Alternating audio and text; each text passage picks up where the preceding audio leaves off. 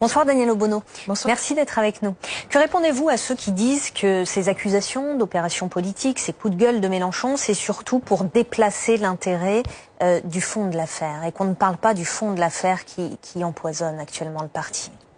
Le mouvement, s'il s'agit de la France Insoumise, nous sommes un mouvement, mais quel est le fond de l'affaire justement? Nous en parlons.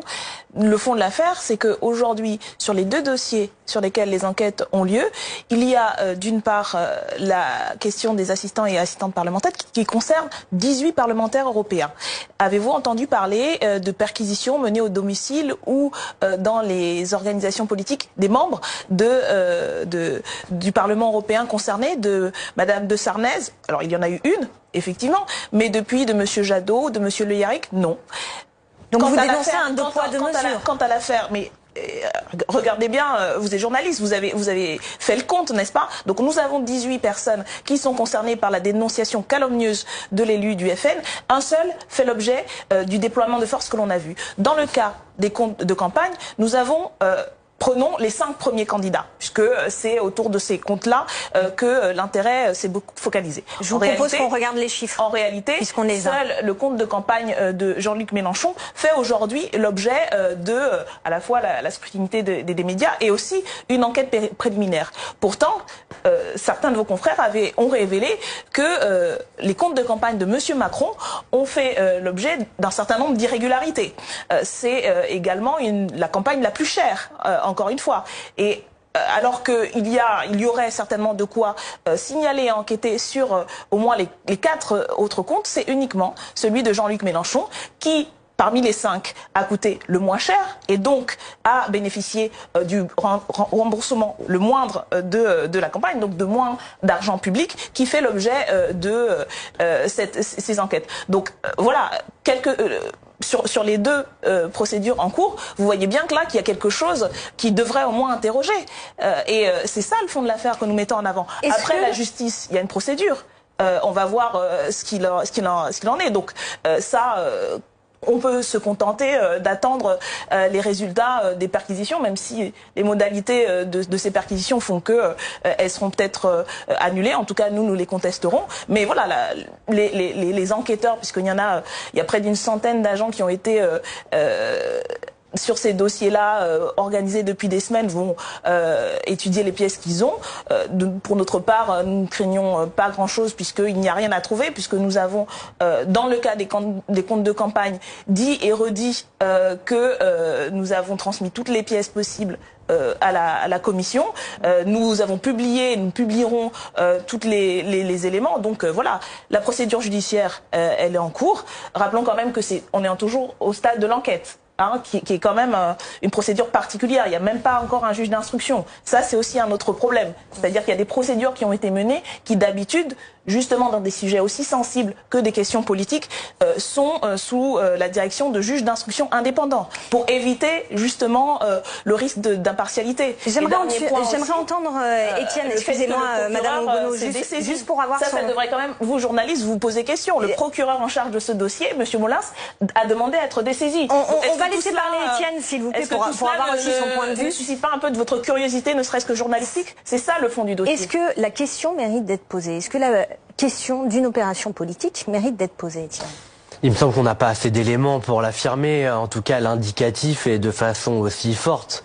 C'est vrai qu'une perquisition, 10 perquisitions de domicile, 4 perquisitions de partis politiques, ça paraît assez rare. C'est une pratique assez rare. Est-ce que ça suffit pour dire que c'est une opération politique, que c'est une cabale contre Jean-Luc Mélenchon? Non, absolument pas. Il y a plusieurs éléments, plusieurs cases qui ne sont pas cochées. La première case, le premier élément, c'est que de toute façon, le garde des Sceaux n'a pas le droit de donner des instructions individuelles à un procureur de la République. Donc, si c'était fait, ce serait un délit. Et ce serait de la subornation de magistrats du côté du garde des Sceaux et de la corruption du côté du parquet, donc ce serait extrêmement grave.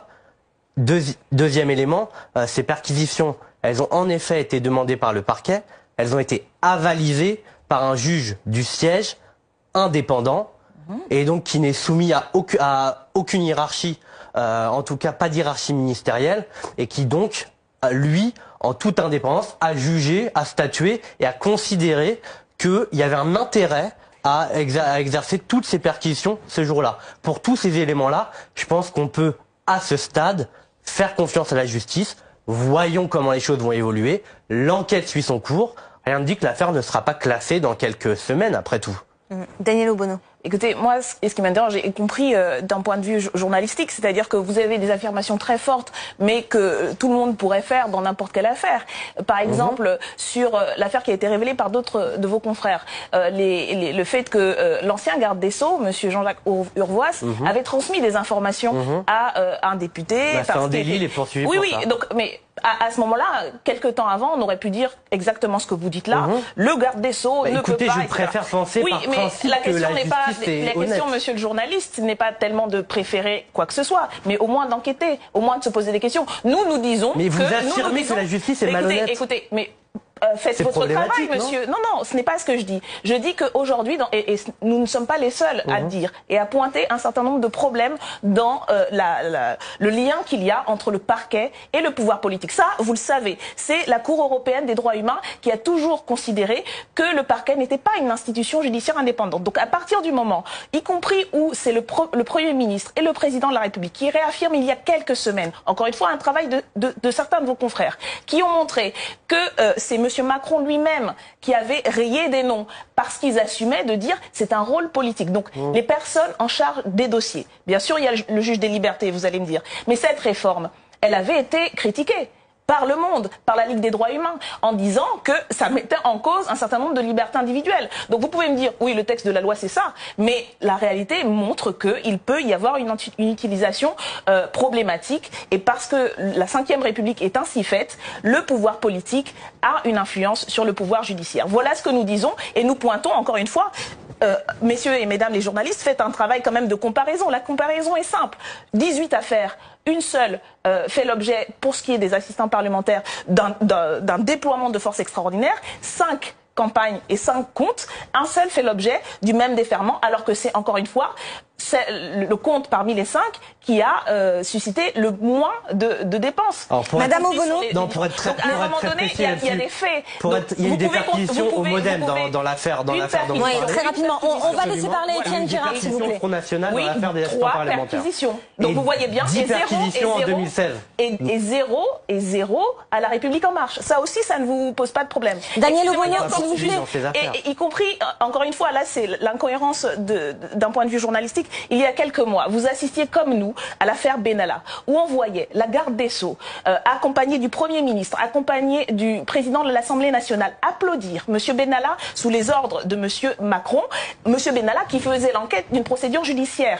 Vous aviez à l'Assemblée nationale la même garde des Sceaux en train de discuter avec le président du parti majoritaire et le président de l'Assemblée nationale sur les suites par rapport à une affaire qui concernait directement la garde des Sceaux. Et ensuite, vous pouvez bien comprendre qu'on puisse se poser des questions sur la manière dont le pouvoir macronien aujourd'hui considère les rapports entre le judiciaire et le politique. Non, mais bien sûr, vous pouvez poser des questions. Il s'assume. Le problème, c'est que là, vous affirmez une offensive politique. Moi, je suis dans mon rôle. Mais trouvez-les.